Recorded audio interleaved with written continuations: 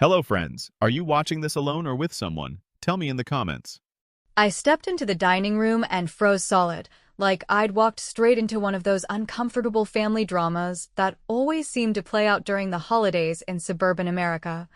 where everyone pretends the tensions from years past have melted away like the butter on the mashed potatoes. But there were my two little ones, Jamie and Lily, perched awkwardly at the edge of the table with their small hands folded neatly in their laps while their cousins, Tyler and Max, were all ready, reaching across with gleeful abandon to heap generous portions of golden turkey, creamy mashed potatoes swirled with gravy, and all the other steaming fixings onto their plates, as if this were a feast meant solely for them. Not a single crumb or side dish set aside for my children, despite the fact that we'd traveled 3 full hours from our modest apartment in Cleveland through the gray Ohio autumn landscape just to be part of this supposed gathering of gratitude. My mom, Helen, who had always prided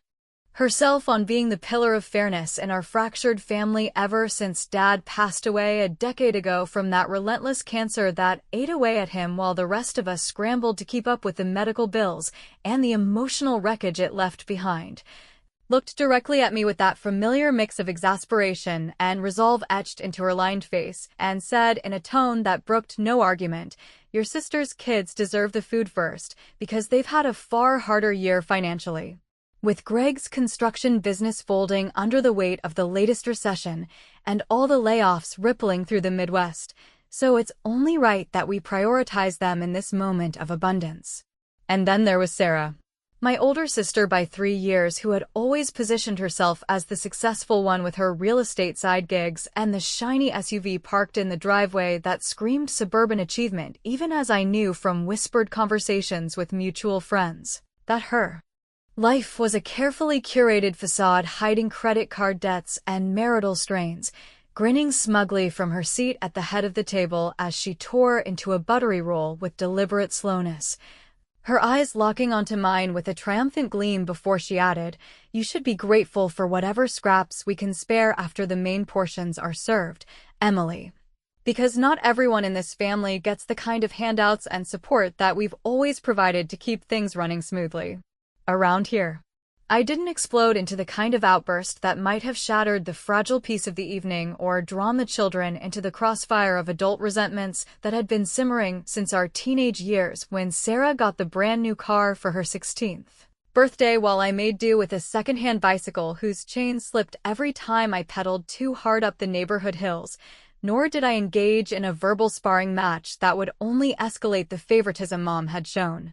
Sarah ever since she declared her the responsible daughter during our high school days, when I was more interested in fixing up old engines in the garage than studying for exams that seemed pointless in the face of Dad's growing illness. Instead, I simply reached down with a calm that surprised even me, born from the exhaustion of single motherhood after my divorce 2 years prior, when my ex-husband decided that starting a new family with his coworker was more appealing than honoring the vows we'd made in a small church in Akron, took Jamie and Lily by their small, trusting hands that still bore the faint marks of playground scrapes from earlier that week, and walked them right out through the swinging kitchen door into the crisp evening air that carried the scent of fallen leaves and distant wood smoke from neighboring homes preparing their own holiday meals. Our stomachs growled in quiet protest as we stepped onto the wraparound porch of the old colonial house that Dad had bought in the 70s with his earnings from flipping properties during the Rust Belt's fleeting boom times, a place that now stood as a symbol of everything uneven in our family dynamics. But the cold bite against our cheeks felt infinitely preferable to the suffocating atmosphere inside, where entitlement hung thicker than the turkey's aroma.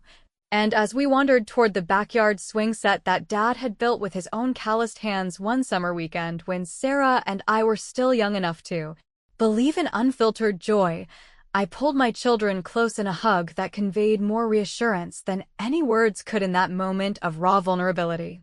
Jamie, my 8-year-old son with the unruly curls inherited from his father, who had once promised to be there for every Little League game, but now lived 3 states away with barely a child support check to show for his absence, looked up at me with those wide blue eyes and asked in a voice tinged with confusion why we couldn't just go back inside and claim our share of the meal like everyone else seemed to be doing without a second thought, while Lily, my 10-year-old daughter who had already developed a precocious wisdom about the world's inequalities from watching me juggle 2 part-time jobs at the local library and a coffee shop just to keep the lights on in our 2-bedroom rental, shot me these worried glances that pierced deeper than any accusation from Sarah ever could, as if she sensed the undercurrent of resentment bubbling beneath my forced composure. I ruffled Lily's straight brown hair, which she insisted on wearing in a practical ponytail to avoid the tangles that came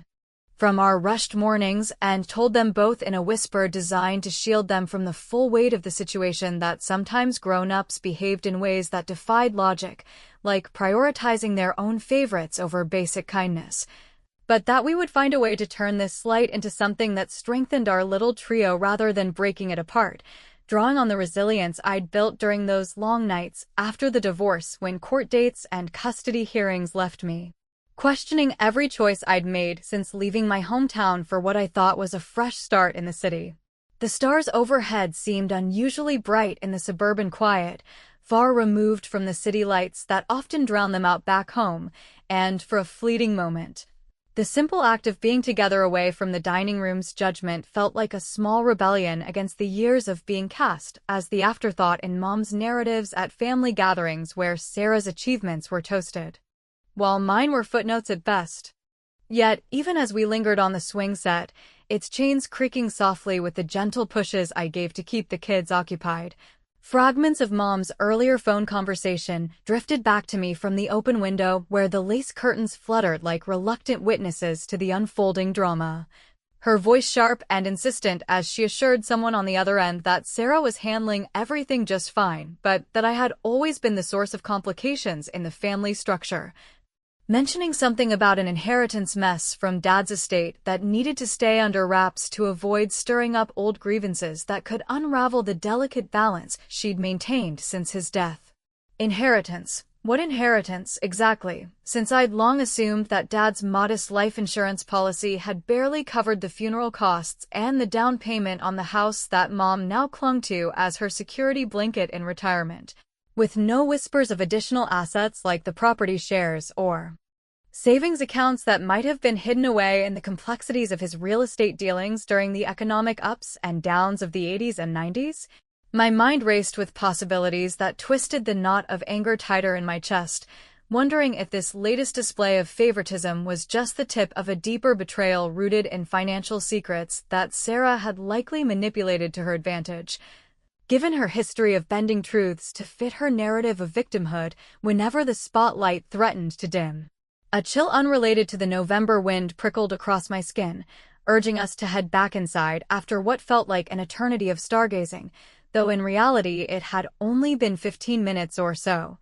And as I steeled myself for the inevitable re-entry into the fray, I could already picture Sarah holding court in the living room with tales of her recent Florida getaway that she and Greg had somehow afforded despite the supposed hardships, her voice carrying that practiced charm that masked the opportunism I'd glimpsed since we were kids sharing a bedroom where she'd raid my closet without asking. We re-entered through the back door just as the group was transitioning to dessert.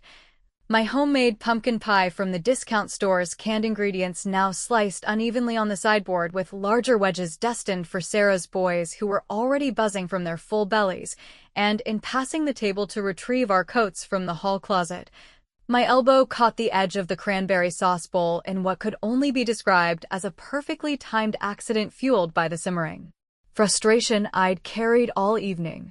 sending the deep red contents cascading directly into Sarah's lap, where it bloomed across her cream-colored cashmere sweater like an unintended but vividly satisfying abstract artwork that highlighted every fiber of the expensive fabric she'd no doubt chosen to impress the relatives. Oh goodness, Sarah, I'm terribly sorry about that. Must be all this holiday hustle making me clumsier than usual, I said with an innocence that barely concealed the spark of amusement dancing in my eyes as she sputtered and grabbed for a napkin to dab at the spreading stain. her usual composure fracturing just enough to reveal the annoyance flickering beneath, while Mom fussed over her with exclamations of concern that only amplified the minor chaos. And though Uncle Ray, Mom's brother who had driven in from Toledo with his dry sense of humor intact after years in the auto parts industry, let out a barely suppressed chuckle that lightened the air for a split second, I caught the sharp edge in Sarah's glare directed my way, a silent acknowledgement that this small mishap had evened the score in some infinitesimal way, without requiring a single raised voice or overt confrontation. It was a fleeting triumph, that clever redirection of the evening's inequities through what appeared to be mere misfortune, but it steadied me as we moved to the living room couches sagging under the weight of accumulated holiday memories, where the pie was finally distributed in portions that still favored the cousins but at least acknowledged our presence, and just as the conversation lulled into discussions of Black Friday plans and the latest episodes of those family sitcoms that always resolved their conflicts too neatly for real life, a low creak resonated from the upper floors, not the familiar settling of the house's aging timbers, but something heavier and more deliberate, followed by a muffled thud that seemed to emanate from the attic space above where Dad's old belongings had been stored untouched since his passing, causing every head in the room to turn upward with a collective intake of breath, while Sarah's perpetual grin faltered for the first time that night, leaving an unspoken question hanging in the suddenly tense atmosphere about what exactly might be stirring in the shadows overhead. That unsettling thud from the attic lingered in the living room like an uninvited guest who refused to leave even after the pie plates had been cleared away, and the conversation shifted awkwardly to the Browns' chances against the Steelers in the upcoming game that always seemed to divide the family along lines of hometown loyalty and exaggerated predictions, with Uncle Ray pounding his fist on the armrest in mock outrage at the referee calls, while Sarah's husband Greg nodded along with a kind of agreeable vagueness that came from years of tuning out sports talk to focus on his own construction bids that had dried up with the economic slowdown affecting everyone from factory workers to real estate agents in the Rust Belt heartland. Mom, ever the peacemaker in these moments when underlying tensions threatened to surface like bubbles in a pot about to boil over, waved her hand dismissively toward the ceiling and suggested it was nothing more than the wind rattling the loose shingles on the roof that Dad had promised to fix one spring, but never got around to before his illness confined him to the downstairs bedroom with its medical equipment humming constantly in the background. Yet her eyes betrayed a flicker of unease that didn't escape my notice as I sat there on the sagging floral couch with Jamie and Lily leaning against me, their small bodies finally relaxed after the earlier exclusion from the main meal that had left them picking at the meager dessert portions handed over as an afterthought. The football game blared on the old console television that Dad had bought during a Black Friday sale in the 90s, its volume cranked up just enough to drown out any further creaks from above. But my mind refused to settle as fragments of Mom's phone conversation replayed in my head. That cryptic mention of an inheritance mess tied to Dad's estate that could upend the narrative she'd spun for years about how everything had been divided fairly after his death when in reality, the life insurance payout had barely covered the outstanding hospital bills and the mortgage payments that she and Sarah had juggled while I was off in Cleveland starting my own life with what turned out to be a marriage that crumbled under the weight of unmet expectations and financial strains from my banking job that vanished with the latest round of corporate cutbacks.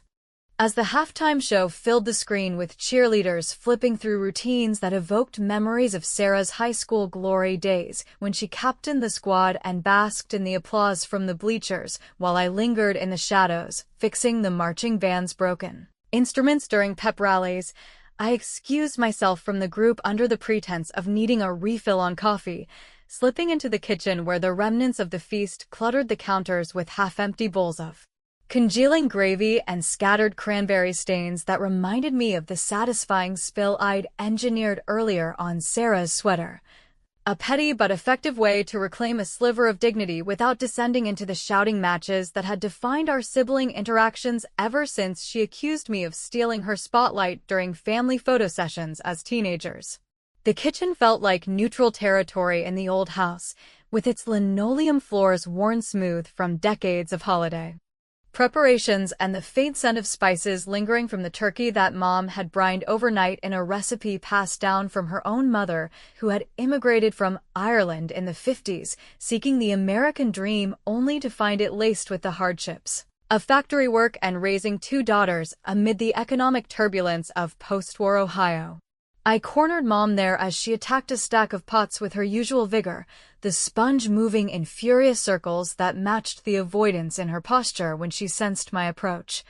And I kept my voice low enough to avoid carrying into the living room where the kids were now engrossed in the game's second half alongside their cousins who had migrated over with sticky fingers from the dessert table. What exactly did you mean earlier on that phone call about the inheritance and me being trouble, Mom? Because after watching my children go hungry while Sarah's boys feast like kings, I'm starting to wonder if there's more to this family favoritism than just her supposed hard year with Greg's business troubles that seem to conveniently flare up whenever there's something to gain, I said, leaning against the counter with arms crossed in a stance that echoed the defensive postures I'd adopted during those post-divorce counseling sessions where the therapist urged me to confront the patterns of resentment stemming from childhood dynamics that positioned Sarah as the golden child who could do no wrong. She paused with the sponge dripping suds into the sink, her shoulders tensing under the faded apron that had seen better Thanksgivings, and turned to face me with an expression that blended defensiveness with a hint of regret, the lines around her eyes deepening as she weighed how much to reveal about the secrets she'd guarded since Dad's funeral when the lawyer had pulled her aside for a private discussion that excluded Sarah and me from the details under the guise of protecting our young hearts from the complexities of estate matters. It's nothing you need to concern yourself with right now, Emily, just some old paperwork from your father's dealings in those property flips he did back in the 80s when the market was booming and he thought he was building a legacy for all of us. But Sarah's family has real needs with the boys' college funds looming and Greg's layoffs hitting hard, whereas you've always managed on your own stubborn independence ever since you left for the city and started that family that didn't quite work out the way you planned, she replied, her words laced with the familiar justification that had excused Sarah's shortcuts throughout our lives. From the time she borrowed my savings for a down payment on her first car without repaying a dime to the college tuition Mom covered in full while I pieced together community college classes around night shifts at the diner to avoid adding to the household debt. Flashbacks flooded my thoughts as I dried a plate with mechanical motions, recalling the summer after high school when Sarah jetted off to Europe on a scholarship she barely earned while I stayed home to help with Dad's doctor's appointments, wiping his brow during fevers and organizing pill schedules that left me exhausted but committed, only for her to return with stories that Mom amplified into legends of achievement while dismissing my contributions as mere duty. The injustice of it all reignited the slow burn in my chest, especially now, with Lily's earlier question about our financial status echoing in my ears. A reminder that this cycle of second-place treatment threatened to imprint on my own children, who deserved better than watching their aunt parade her privileges under the banner of deserving hardship. By the time I rejoined the living room, the game had reached its tense final quarter with the score tied and the crowd's roar filtering through the speakers.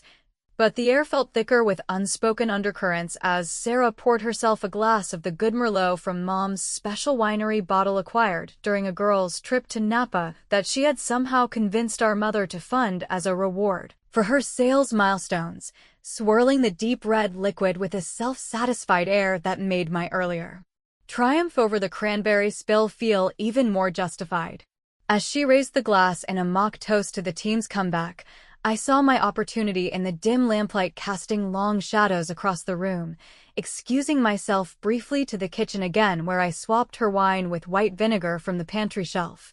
the sharp tang of it a perfect stand-in for the bitterness I'd swallowed all evening, and upon returning, I watched with concealed glee as she took a generous sip, her face contorting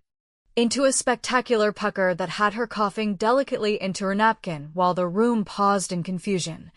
Uncle Ray suppressing a bark of laughter behind his hand, and even Greg raising an eyebrow in mild concern as she excused herself to the sink with hurried steps. Must be an off vintage or something in the air tonight making everything taste a bit sour, I offered innocently, the humor of the moment lightening my load just enough to carry me through the board game setup that followed. Monopoly of all things with its fake fortunes that mirrored the real inequities at play, and it was during that chaotic trading of properties amid laughter and groans that I noticed the dusty photo album on the bookshelf gathering cobwebs in the corner. Its pages likely holding snapshots from Christmases past that could either soothe or inflame the wounds of favoritism, depending on what stories they told. Flipping through it under the guise of sharing memories with the kids who clustered around with wide-eyed interest in the outdated fashions and hairstyles, I discovered a faded picture of Dad shaking hands with a lawyer in a nondescript office. The date stamped just months before his diagnosis, and tucked into the back pocket like a forgotten bookmark was a yellowed envelope marked Last Will, Draft, its contents a bombshell of legalese outlining shares in Dad's old house-flipping venture. Divided equally among Mom, Sarah, and me with provisions for the grandchildren's education that contradicted everything I'd been told about the estate being depleted by medical costs. My pulse quickened as I scanned the fine print mentioning a void stamp in what looked suspiciously like Mom's looping handwriting, but before I could commit the details to memory or slip the document into my pocket for later examination, the floorboards creaked behind me in the hallway, and there stood Sarah with arms crossed over her still damp sweater, her eyes narrowing into slits of suspicion as she hissed, "Snooping through family keepsakes now, Emily. That's a new low even for someone who's always resented playing second fiddle in this house." Sarah's accusation hung in the hallway like the stale scent of overcooked turkey that had permeated the entire house, despite the open windows letting in the chill of the November night. Her arms crossed tightly over the damp patch on her sweater, as if shielding herself from the vulnerability exposed by that puckered expression earlier from the vinegar swap that had provided me with a brief but delicious moment of equilibrium in the ongoing imbalance of our family interactions, and I closed the photo album with deliberate slowness to buy myself a few seconds to compose a response that wouldn't escalate the confrontation into something the children could overhear from the living room where the Monopoly game had devolved into heated negotiations over boardwalk properties that mirrored the real-life jockeying for assets we'd all grown up witnessing in subtle ways since Dad's business ventures started faltering under the weight of market shifts in the late 90s. Just flipping through some old memories to share with Jamie and Lily, Sarah, since they've never seen these pictures of us as kids before you turned into the queen of everything around here, including deciding who gets the lion's share at every family meal. I replied with a measured calm that masked the adrenaline surging through me from the glimpse of that draft will tucked away like a guilty secret, its implications rippling outward to challenge the narrative Mom had upheld for years about the estate being a simple affair depleted by Dad's medical expenses and leaving nothing but the house and a few sentimental items to divide among the survivors. She snatched the album from my hands with a possessiveness that spoke volumes about her investment in controlling the family's historical record, tucking it under her arm as if it were a weapon rather than a collection of faded snapshots showing us in Easter dresses and backyard barbecues, and before she could launch into one of her rehearsed defenses laced with references to her own sacrifices, like the time she supposedly nursed Dad through his worst nights when in truth I was the one changing bedsheets soaked with sweat and administering pain meds in the dim light of his room. The call of the game pulled us back into the living room where Uncle Ray was dramatically bankrupt and the kids were giggling over fake money piles that represented fortunes none of us truly possessed in the wake of economic realities that had hit our blue-collar roots hard, from automotive layoffs to the housing bubble burst that still echoed in empty strip malls along the interstate. The evening stretched into a forced camaraderie with board game after board game, transitioning from Monopoly's cutthroat trades to Scrabble, where Sarah inevitably dominated by citing obscure words from her college vocabulary that she'd picked up during those semesters funded entirely by Mom's savings, while I pieced together my education through night classes and waitressing tips that barely covered textbooks, and as the letters formed words on the board evoking themes of legacy and betrayal. That felt too on the nose for comfort. I watched my children finally bond with their cousins in a way that both warmed my heart and twisted it with isolation. Jamie trading strategies with Tyler on how to block opponents, while Lily and Max collaborated on a 7-letter score that had everyone applauding. Their laughter a stark contrast to the earlier exclusion at the dinner table that had left my kids with hollow stomachs and questioning glances directed my way as if I held the key to unlocking the unfairness woven into the fabric of these gatherings. This tentative connection among the younger generation heightened my sense of being the outsider in my own family, a role I'd inhabited since adolescence when Sarah's social triumphs overshadowed my mechanical tinkering in the garage that Dad encouraged as a way to bond over engine rebuilds during weekends when Mom shuttled her to dance recitals. And it fueled a quiet determination to peel back the layers of favoritism without shattering the fragile peace that allowed the kids these moments of uncomplicated joy amid the adult undercurrents swirling like the steam from forgotten coffee mugs on the side table. Later, as the group dispersed to crash for the night with yawns masking the underlying fatigue from travel and emotional labor, we retreated to the guest room upstairs where the pull-out bed creaked under my weight and the trundle accommodated Jamie and Lily's sprawled forms exhausted from the day's ups and downs.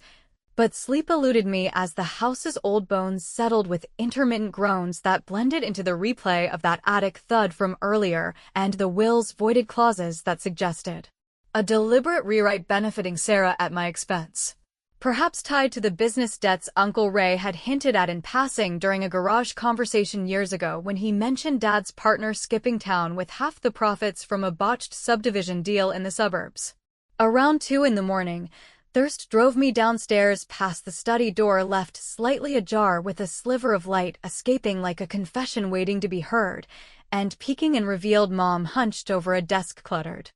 with yellowed files and a calculator that whirred softly as she tallied numbers that furrowed her brow deeper than usual, murmuring to herself about not letting the truth surface too soon to avoid upending the stability she'd engineered since Dad's death when the real estate market's crash left his portfolio underwater and forced tough choices on who to prioritize in the scramble for survival. My foot shifted on a loose floorboard, eliciting a squeak that had her whipping around with a face paled by surprise and something akin to guilt flickering in her eyes before she composed herself with a forced smile, asking what had me up so late in a voice that carried the tremor of someone guarding a vault of family secrets accumulated over decades of hard choices in a region where economic booms and busts dictated loyalties as much as blood did.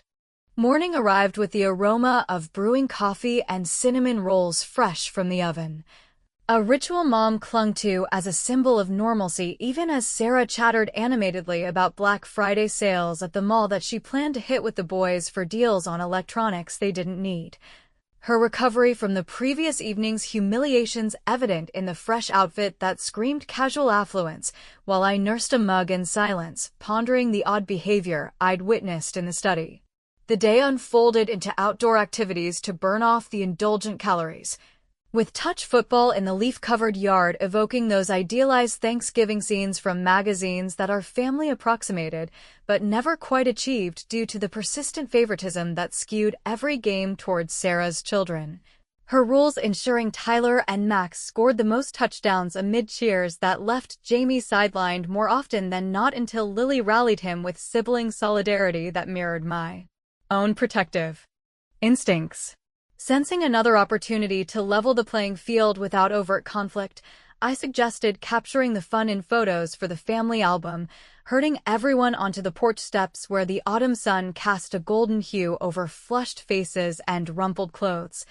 And while posing with forced smiles, I discreetly accessed Mom's tablet propped nearby with its slideshow app loaded from years of digital uploads, quickly rigging the loop to cycle through not the wholesome action shots, but a series of embarrassing old pictures of Sarah from her awkward phase, including the prom night mishap where she'd slipped on spilled punch and ended up with a soaked gown and smudged mascara that had the group erupting in nostalgic laughter as the images flashed repeatedly. Greg chuckling at the timeless blooper while Sarah's cheeks flamed with a mix of mortification and strained humor that she covered with a wave of her hand, claiming it was all in good fun even as her eyes promised retribution.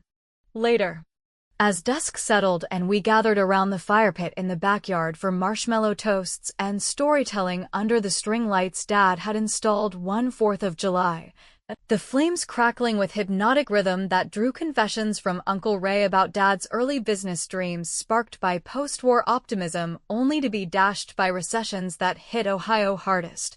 Lily snuggled against me, whispering observations about Aunt Sarah's occasional meanness that cut through the warmth like a draft, prompting me to affirm our unbreakable unit while scanning the faces around the circle for signs of the deeper fractures hinted at by the Will and Mom's nocturnal calculations. That's when Mom's phone buzzed insistently from inside the house, her voice rising in response to an unseen caller about a missing original document related to the estate that sent Sarah's gaze snapping toward me with renewed accusation. But before the implication could land, my own pocket vibrated with an unknown number's message that read simply, "You deserve the full story. Check the attic tonight. Watch your back." A friend, leaving my heart pounding as I stared up at the darkened window of the space above where shadows seemed to shift with ominous intent. The anonymous text message seared into my mind like a brand as we lingered by the fire pit with the marshmallows charring to gooey perfection on sticks whittled from backyard branches. Its cryptic warning about the attic and watching my back injecting a fresh layer of paranoia into the already fraught atmosphere of the evening, where Mom's agitated phone call about the missing will document had set Sarah's suspicions flaring toward me once again,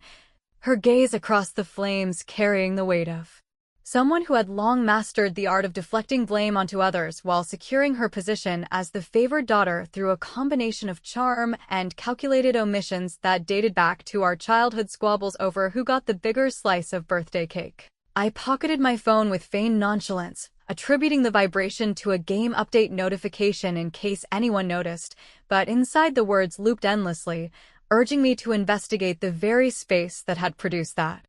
earlier thud and now loomed in my thoughts as a repository of truths buried deeper than the leaf mulch underfoot.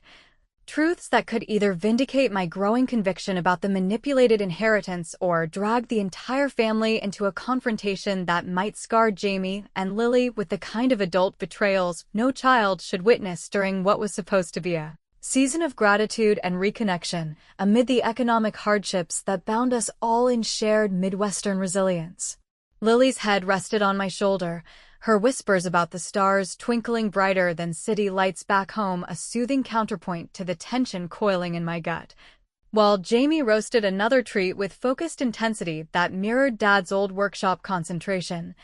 oblivious for the moment to the undercurrents that threatened to sweep us into unfamiliar territory far removed from the simple joys of s'mores and firelit stories. Bedtime rituals unfolded in the guest room with the kids brushing teeth over the sink that dripped rhythmically like a countdown, their pajamas rumpled from the day's adventures and faces flushed from the outdoor chill.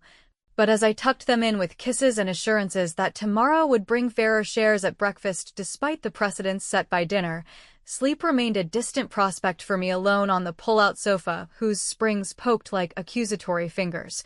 My thoughts fixated on the attic ladder in the hall just beyond the door that now seemed to beckon with the promise of revelation or ruin depending on what secrets it guarded from Dad's era of property deals that had once held the allure of prosperity before the market's fickle turns left him overextended and vulnerable to partners who vanished with the profits. Around midnight, when the house had fallen into that deceptive quiet broken only by the occasional hoot of an owl from the woods edging the property, I slipped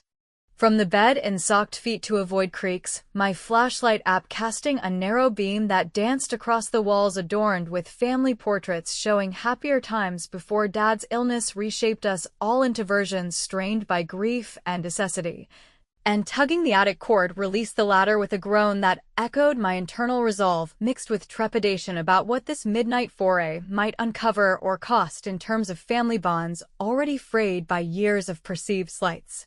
The attic air hung heavy with dust motes swirling in my light like spectral witnesses to the past. Boxes labeled in Mom's neat script stacking haphazardly alongside Dad's tool chest scarred from countless repairs on homes he flipped with dreams of passing on stability to his daughters who turned out to diverge so sharply in their paths through life. Sarah chasing social ladders while I grounded myself in practical fixes that sustained me after the divorce's upheaval when courtrooms became battlegrounds over assets that felt insignificant compared to the emotional toll. In the far corner, partially obscured by holiday decorations tangled like forgotten promises, stood a leather trunk with Dad's initials etched in brass that caught my eye immediately as something personal and untouched. Its lock rusted but yielding to a gentle pry with the screwdriver I'd grabbed from downstairs on impulse, revealing inside a trove of ledgers chronicling his business ventures from the 80s boom when interest rates favored bold investments in rundown Victorians that he transformed into starter homes for young families, much like the one I now struggled to maintain on sporadic paychecks from the library and coffee shop. Buried beneath yellowed receipts and faded blueprints was the carbon copy of the will I'd glimpsed earlier in the album, its clauses detailing an equitable split of the remaining business shares and a modest trust for future grandchildren that contradicted Mom's story of total depletion. But overlaid in her unmistakable handwriting was the amendment revoking my portion in favor of Sarah due to her greater contributions during Dad's final months of fabrication since I'd been the constant presence at his bedside, while Sarah visited sporadically between her social obligations, her signature on the document a forgery that now screamed of collusion to secure her lifestyle at my expense. A scuffle below snapped me alert, the ladder seeming miles away as I crammed the copy into my sweater and descended in hurried silence, nearly colliding with Sarah in the shadowed hallway where moonlight through the window painted her features in stark relief. Her silk robe clutched tight as if against an intruder rather than her own sister. Up to your old tricks again, Emily. Prowling around like you own the place when everyone knows you've always been jealous of what I've built from nothing while you chased dreams that led straight to that failed marriage and single mom struggles that Mom had to bail you out of more than once, she hissed, her proximity forcing me to step back into the guest room door where the kids stirred faintly in their sleep, the dilemma crashing over me like a wave about whether to confront her now with the evidence that could shatter the holiday facade and expose the kids to the fallout or bide my time and risk her preempting any move I made toward justice. I brushed past with a murmur about insomnia and nightmares of unfair deals, but her parting whisper about me bailing on Dad ignited the lie that had festered since his death, prompting me to wait until morning's light when Mom stepped out for the newspaper run. Pulling up the family group chat on my phone with its roster of cousins and aunts hungry for gossip in the quiet stretches between their own lives. With a few taps, I composed a message laced with feigned nostalgia about Dad's business savvy and attached a scanned snapshot from the trunk showing teenage Sarah doodling cartoons over official deeds in a misguided attempt at helping that had nearly cost a deal, captioning it as a lighthearted reminder of her quirky past contributions that spread rapidly with replies flooding in from relatives chuckling at the adorable blunder and sharing similar tales that chipped away at her polished image without a hint of malice on the surface. Sarah discovered it over her coffee at the breakfast table, her phone lighting up with notifications that drained the color from her face as she scrolled through the thread, forcing a brittle laugh when Greg inquired what was so funny while her foot tapped furiously under the table in a rhythm of suppressed fury that I observed with concealed satisfaction, the witty leak serving as revenge that humbled her publicly yet indirectly, preserving a veneer of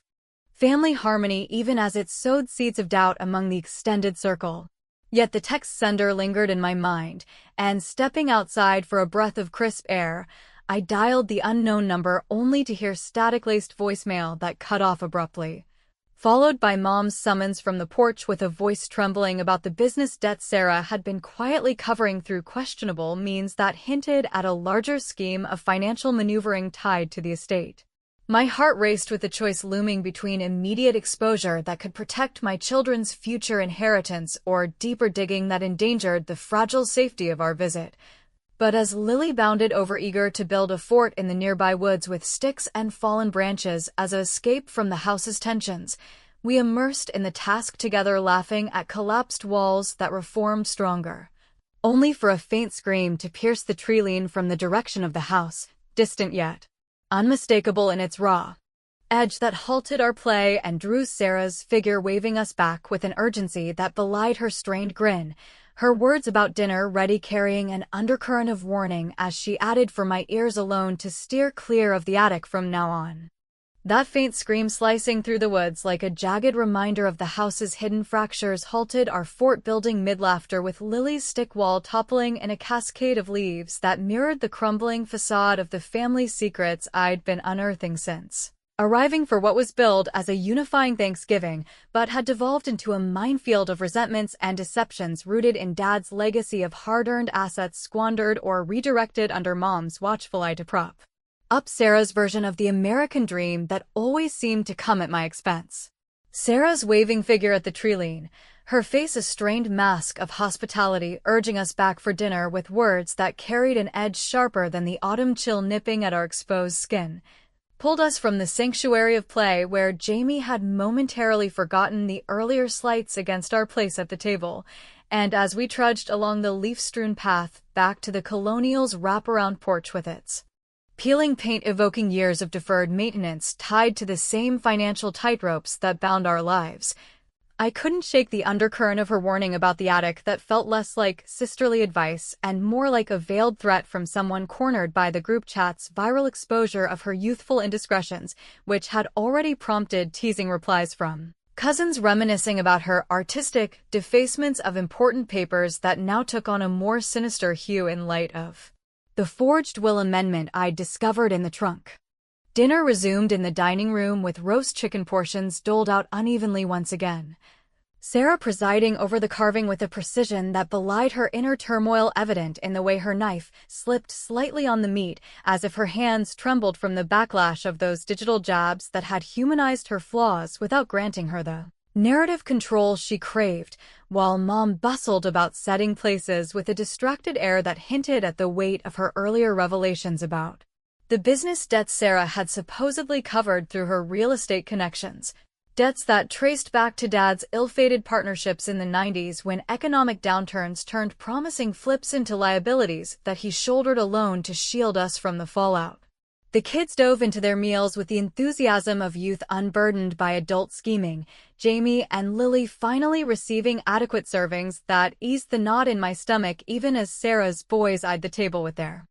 usual entitlement fostered by years of being positioned as the deserving center of family resources. And conversation flowed in fits around the clink of silverware with Uncle Ray cracking dry jokes about the Browns' latest loss to deflect from the palpable tension simmering like the gravy on the stove. But as plates emptied and the group migrated to the living room for after-dinner coffee amid the flickering candlelight that cast elongated shadows across the walls lined with photos chronicling our fractured history from innocent childhood poses to strained adult gatherings, Mom rose unsteadily with a water glass in hand, her voice quavering as she announced the big news that had clearly been building since her nocturnal calculations in the study, declaring that recent doctor's visits had uncovered heart issues requiring lifestyle changes and prompting her to settle the estate matters definitively to ensure the grandkids' futures without the lingering uncertainties from Dad's unresolved